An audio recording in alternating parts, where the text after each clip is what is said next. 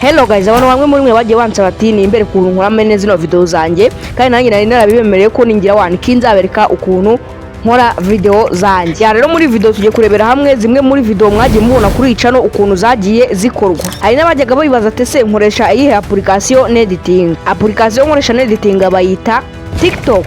Wait, mvuze TikTok abantu barikanga. TikTok ni imwe muri application zeditinga neza kandi zifite font nziza kandi zose ziri for free nta kwishyura guhari. Rero TikTok nahitaniye na CapCut muri font nziza, uretse ko CapCut yo font zimwe na zimwe zigiye ziri pro zisaba kwishyura kugira ngo uzikoreshe. Kandi kiza cya TikTok yo nuko iba yifitemo ama sound effect wakenera muri video ugahita unayabona bitiriwe bijya gusaba kuya downloadinga ngo we uyabike kuri telefone yawe, ahubwo ufite megabytes zawe nkeya ukajya ukenera sound effect warangiza ugahita uri kurura wangiza ukarinaga muri video ya. Rero muri video tujye kureba hano ukuntu bikorwa ukoresheje TikTok editinga video yawe.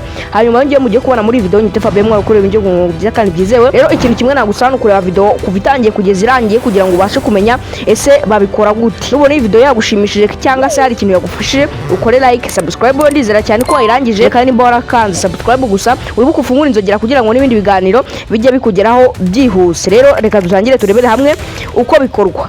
Ya rero ikintu cya mbere ubanze gukora urabanza kandi subscribe kuri channel yacu narangiza ufungura inzogera kugira ngo n'izindi videos zarajya zigucika.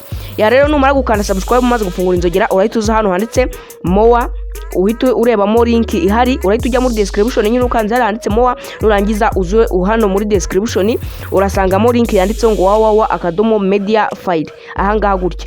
Ya noneho uhita uzuyikande kugira ngo udownloading ya background y'imirongo ujye ubona abantu benshi bakoresha muri video zabo. Ya noneho uhita usubira inyuma numara kudownloading iriya background y'imirongo urahita wakanda nyine bahita bakujyana ahantu uhita ukanda kuri ifoto ubona, noneho uhita uyidownloading. Yanjye rero urabona ko ya background y'imirongo ngiye nyifite muri phone yanjye na downloadinze. Ya noneho nawe uragenda uyidownloading hanyuma uyibike kuri phone yawe hanyuma uze tukomeze tugendane. Ya noneho urahita uza muri TikTok yawe muri application ya TikTok yawe nurangiza uzuyikandeho. Ya noneho urahita uzugande kuri akantu ko guteranya nk'ugiye gushyiraho video. Ya numara kugakandaho ikintu cya mbere wabugiye gukora urabugiye nyine kuzana za font nziza nyine ukaba arizo ukoresha. Noneho urahita uzukande hano kuri aka kantu akako ku ruhande. Ya akanga akagutse. Noneho numara kugakanda ukano kari ku ruhande uraba ugiye gushyiraho ya foto yawe nyine, ya foto ya background y'imirongo. Uhita ukanda kuri foto nurangiza uzana umunsi urebe ya foto iriho background y'imirongo. Ya numara kuyibona uhita uzuyikandeho gutya uyemeze nurangiza ukande hano ndetse next. Ya numara gukanda kuri next ya urahita ukomeza haraba handitseho ngo next one. Noneho hano barahita bagushyiramo ijwi ariko utarishaka uhite uzurivanemo nyine. Rino jwi urahita uzurivanemo kubera baba bari gushyiremo ariko wowe utarishaka. Noneho ikintu ugiye gukora hano uhita uzugakanda. Ya urabona ko iyo ukanze hano ahangaha gutya bahita bakubwira ati abahita baguha utuntu twinshi nyine tugiye turi ahangaha ku mpande, utuntu twinshi nyine urabona ko utuntu twinshi ariko twebwe turaza dukane kuri kano kanditse ngo edit. Aka kantu kanditse ngo edit kandi wasanga warutunze TikTok ariko abantu bakorera nk'indirimbo bakabura ama font meza bakoresha lyrics y'indirimbo yabo, ugasanga bakoresheje font zo muri InShot kandi zira ntago zirenze cyane ku buryo wazikoresha indirimbo. Ya noneho urahita uza ukandi kuri aka kantu nyine nk'ukureba mbikoze. Ya ukandi kuri aka kantu gutya nurangiza ukegeze hirya gutya ukajyanemo hirya gutya. Ya numara ukajyanamo hirya biraba biri kugenda amasegonda yiyongera. Ya noneho nubona bigeze mu masegonda ushaka, ngiye bigeze muri 55 nkuko ubona hano. Ya masegonda bigezemo ya video yanjye ni 55. Ya noneho rero ikintu ugiye gukora uhituza ahangaha gutya. Urabizi ko iyo ugiye gufata video yawe haba harimo n'amajwi nka kuriya nkora iriya introduction ya video nk'iyi ngiyi nyine uri kureba hano. Hello guys, muri video tujye kurebera hamwe ese nkuko ibonye rero urabona ko haba harimo amajwi ndi kuvuga hakazamo n'amagambo agenda yiyandika. Ya noneho uraza hano gutya hano handitse ngo hano handitse sound nyine ahangaha gutya hano munsi. Noneho numara kuwakanda uraba ugiye gufata amajwi nyine yawe uri kuvuga nyine ibintu biri bubere muri iyo video. Ya noneho uhita uzukanda hano handitse ngo sound ahangaha gutya nyine voice over. Hano handitse voice over. Numara kwakanda uraba ugiye gufata amajwi nyine ayasanzwe nyine uri kuvuga noneho video yawe bikijyanamo. ya noneho numara kugera ahantu hameze gutya urahita uza kandi kuri aka kantu ko kurikodinga uvuga ibintu ushaka ko biraba biri muri video yawe byose, ariko ibyiza nuko wavuga makeya kuko turi bukore na lyrics yabyo nyine amagambo agenda yiyandika. Ya noneho uhita uza kandi hano ufata amajwi. Hello guys, muri video tujye kurebera hamwe ese ni gute wakweditinga video ukoresheje TikTok. Ya noneho dufata ko ngako urumva ko dufashe akantu kamajwi. Ya noneho nitumara kugafata urumva ko amajwi yacu yagiye noneho ikintu cya mbere ugiye gukora hano ugiye noneho gushaka lyrics. Ya nkuko nabikubwiye rero hano haba harimo ama sound effect wakenera muri video yawe ugahita uyakoresha. Ya noneho ndi bukwereke ukuntu nayo wayabona. Ya noneho uhita uzu kandi hano handitse A2 handitse ngo text ahangaha gutya. Numara kuza kuwakanda uraba ugiye kwadingamo amagambo muri video yawe. Ya noneho uraza wandikemo ngo gutya nyine agatangira mwakumvise ni hello guys, noneho tuze twandikemo gutya. Ya noneho urabona ko hano bahita baguha hano haba harimo ama font meza cyane agiye atandukanye, utuntu twinshi wagenda ukoresha muri ntuza. Urabona ko ama font agiye arimo. Ya font ukaza ugahitamo iryo ushaka, reka duhitemo iri ry'icyatsi. Urabona ni dukanda kuri iri ry'umutuku, iri ngiri cyase iri ry'icyatsi cyase iri ry'umuhondo, reka dukande kuri ry'umuhondo kuko niryo ngiye mbona ryaba ari ryiza. Ya noneho mba gukanda kuri ry'umuhondo urahita uzana none ukande kuri aka kantu akangaka kanditse gutya kano kari munsi ya terebye, uhita ugakanda ukanditse ngo all. Ya nyuma yo kugakandaho urategereza akanya gato. Ya noneho abahita baguha ukuntu amagambo yawe ari buze yikina. Ese urashaka amagambo yawe aza yikina mwene gutya aza yandika muri video yawe. Urabona ni dukanda hano hambere urebe hano hejuru amagambo yacu ukuntu ari buze yiyandika muri video yacu.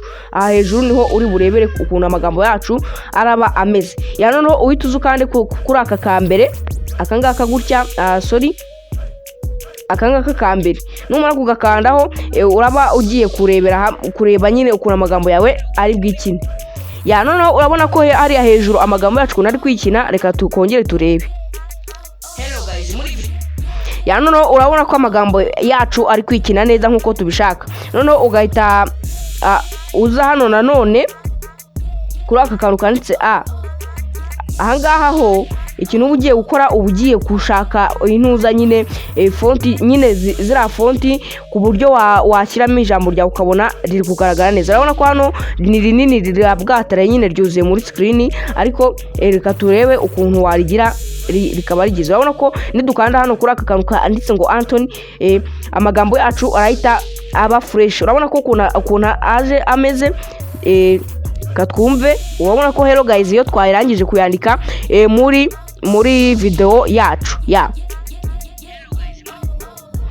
Ya noneho numara kumva nyine aho bavuze hello guys harangiye. Ya noneho ukakumva hano hari burangire twebwe. Ya urahita uza numva hello guys nyine birangiye. Ya noneho urahita uza kandi hano kuri aka kantu akangaka k'inyuma urareba aho birangire. Ngiye birangiriye ahangaha gutya ndi kubivuga biniyandikamo bikarangirira ahangaha gutya ahangaha. Noneho ngiye ndahita nza mfate kuri aka kantu k'inyuma gutya akangaka gutya nindangiza nkazane gutya nyine kugira ngo birangirane amagambo ave muri screen.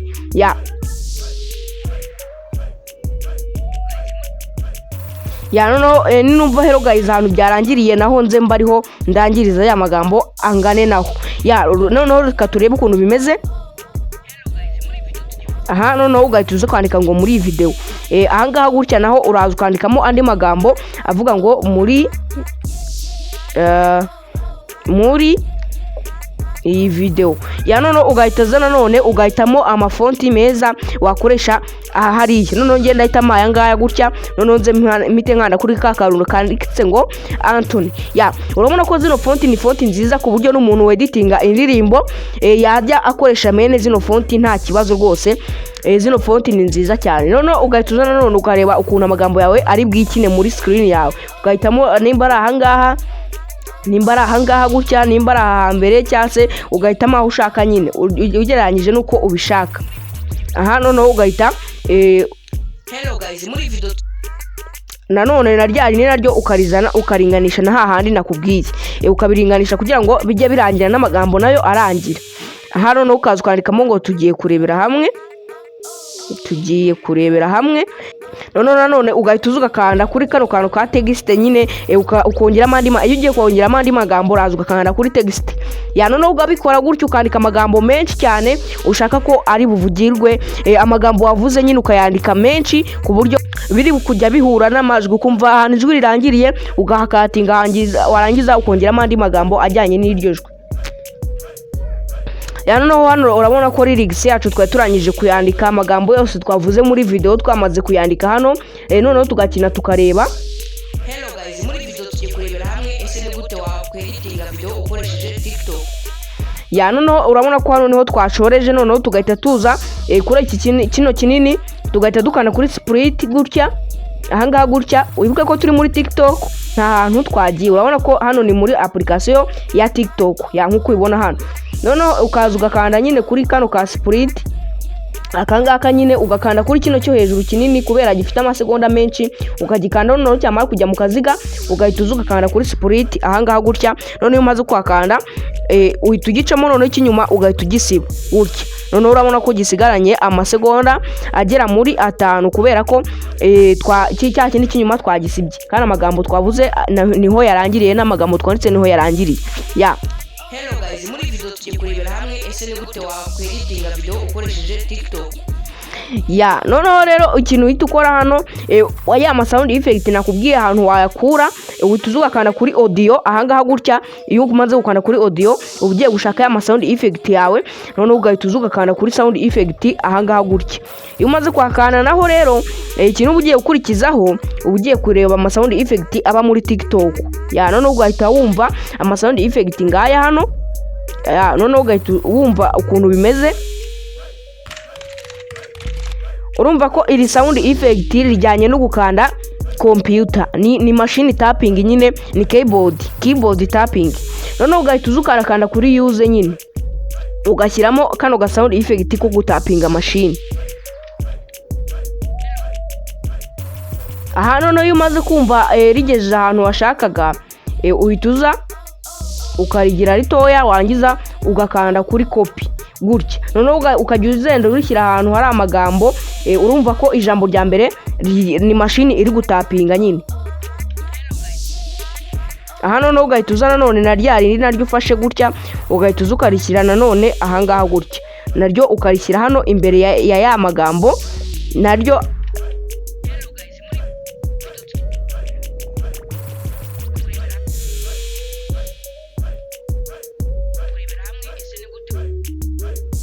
Aha naryo ugakanda kuri copy, noneho ugahita urizana nanone ukarishyira ahantu amagambo atangirira ajyamo, noneho bikumvikana ko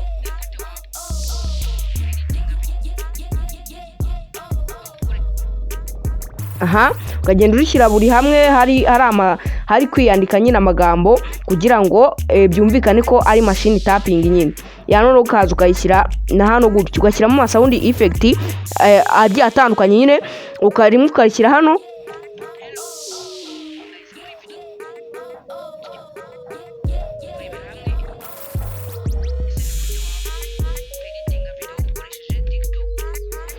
Urumva ko rero byabaye nka machine iri gutapinga. Noneho ikintu ubushigaje uraza ugasubira inyuma, noneho ugahita uza gutya ugasubira hahandi inyuma handi video yawe iba iri. Noneho ugasubira inyuma gutya. Iyo umaze gukanda kuri aka kantu ugiye gusubira inyuma kugira ngo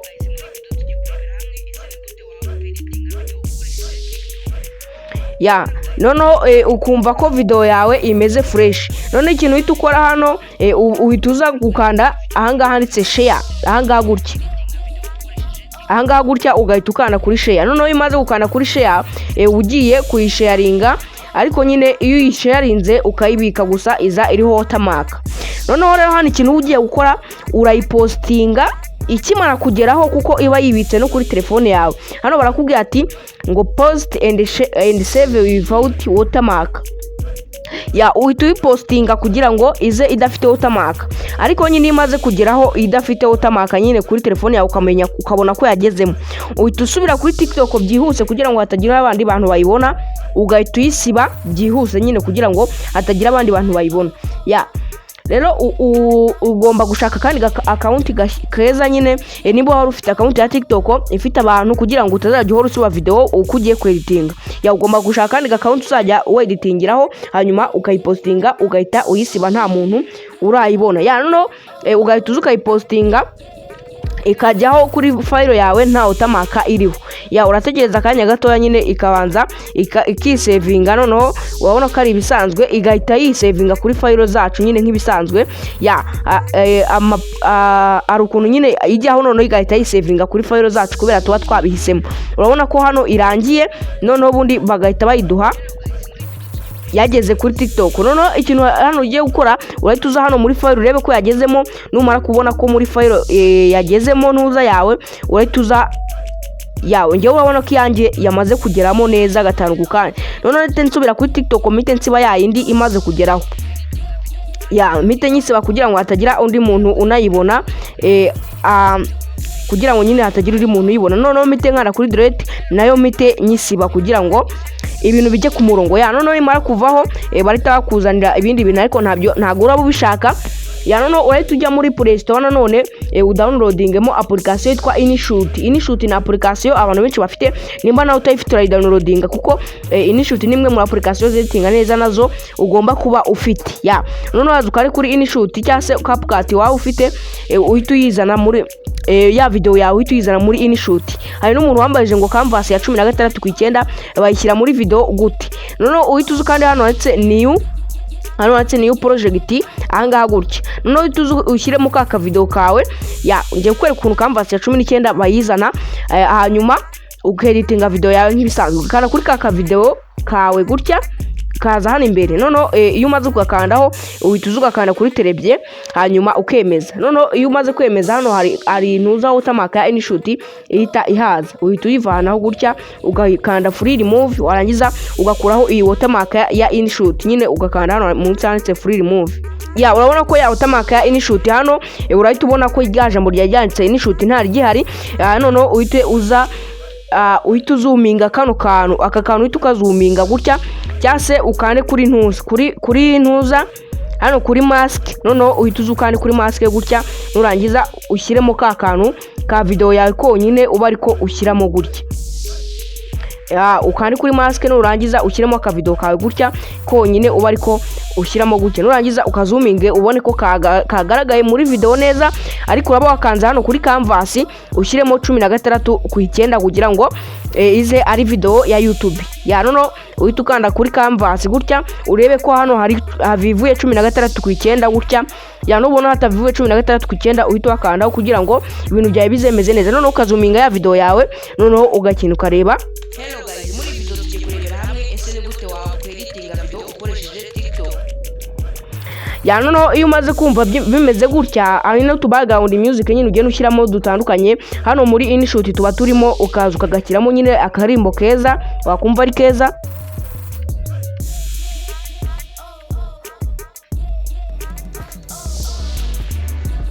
Ya noneho ukaza ukumva akaririmbo karimo hano, ukaza ukahita ukakana kuri use, noneho ubundi ugahita ugakoresha gutya. Ya ukagashyiramo nyine kugira ngo ibintu byawe bimere neza, ugashyiramo aka background music kari gucuranga inyuma. Ya noneho ugahita wumva ko ibintu byawe byagenze neza. Hello guys, muri video tugiye kurebera hamwe ese ni gute wakweditinga. Ya ukongera volume yako wenda gatuyishyira aha.